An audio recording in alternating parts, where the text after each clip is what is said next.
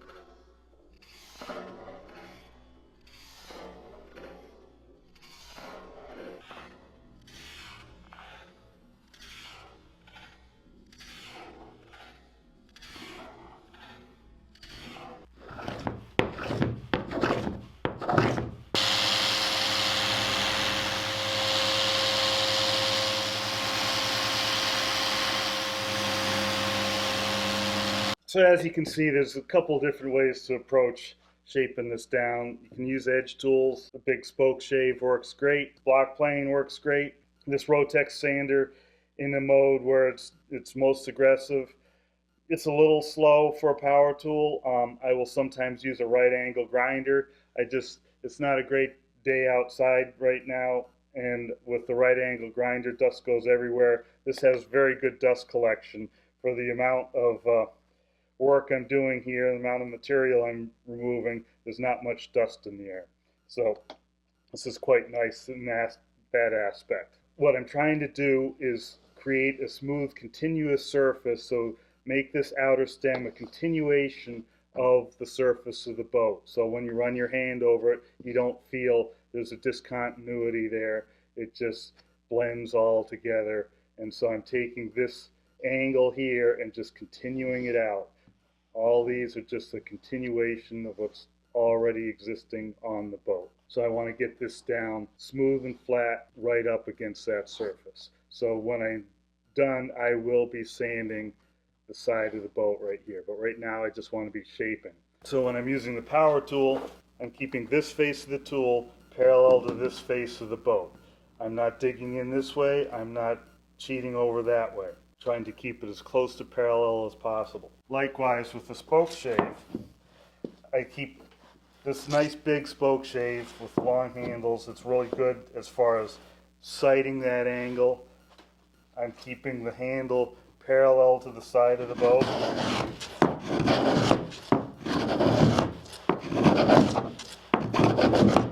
That helps assure it's getting a really parallel angle there. The same can be done with a smaller spoke shave.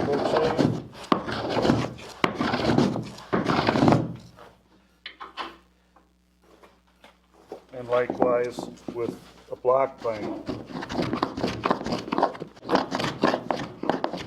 Sometimes with the block plane, it can be good if I keep the heel of the plane up against the boat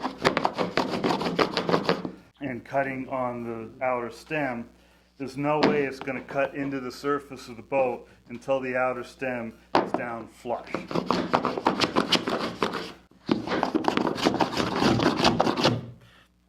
With this curly maple, the grain is a little tricky for edge tools to cut, but it does work.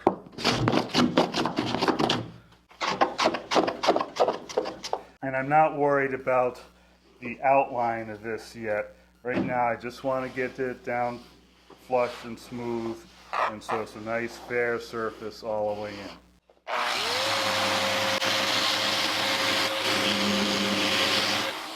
Right now I have about 40 grit sandpaper on this sander. Again, we're just trying to hog material off. As I start to get closer, I'll go on to finer sandpaper.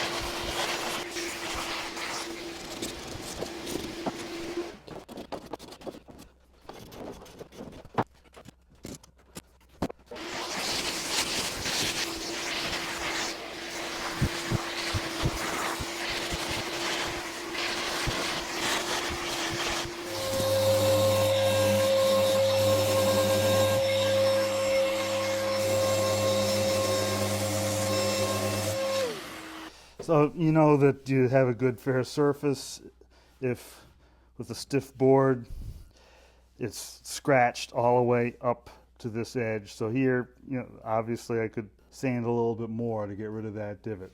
We will in time. I think that's close enough for now. But now I want to start working on the profile. I want to take this corner off a bit, straighten this edge up, round this over a bit. And we still have like a 1/4 inch wide here. We're going to take and round that over this way. So first we'll just try and get a nice profile.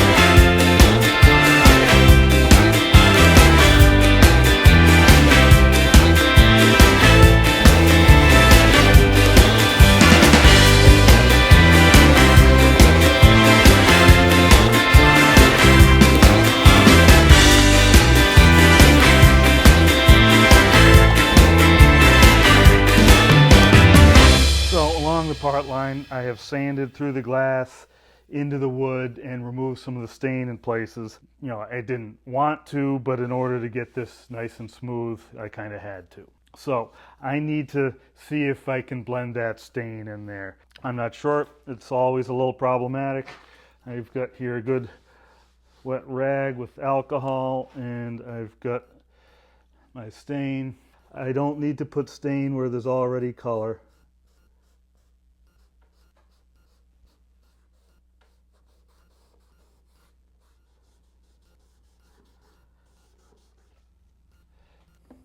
It's a little tricky to judge what it's going to look like by wetting it down.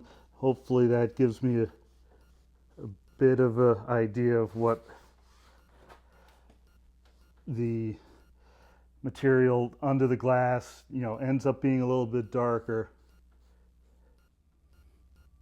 I think that'll blend in pretty well. We shall see.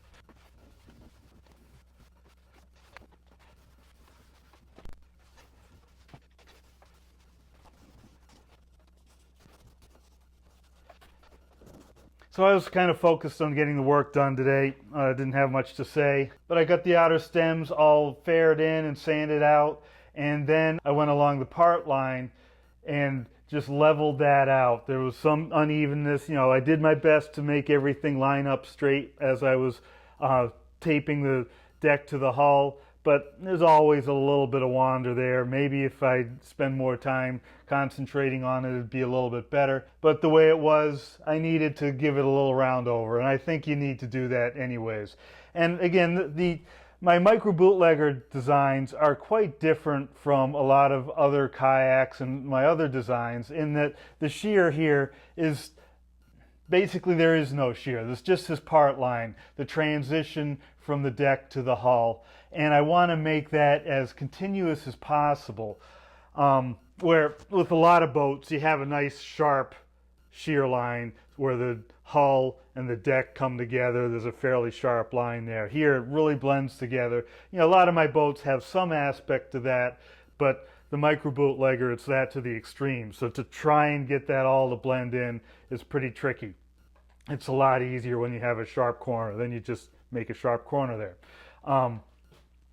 So after sanding that down, fairing it out, I sanded it up to 120 grit, which is the same as I'd sanded the rest of the boat before glassing. And then I had to come back and touch up that stain. And we'll see how it worked out. You know, again, it's touching up stains always tricky. I'm hoping that by wetting it out with the denatured alcohol, I got a good look at what the color of the stain will be after fiberglass is put on. But again, it's always kind of hard to tell because the fiberglass will change the tone of it slightly. So we'll see how it went. But I think tomorrow, after a little bit more touch-ups here and there, I think tomorrow I'll be able to glass the hull, get the second layer of glass on. So I'd scuffed up this surface with the Scotch-Brite pad, removing the gloss, and I went over it. Before that, I went over it quickly with 80 grit, just knocked down high spots.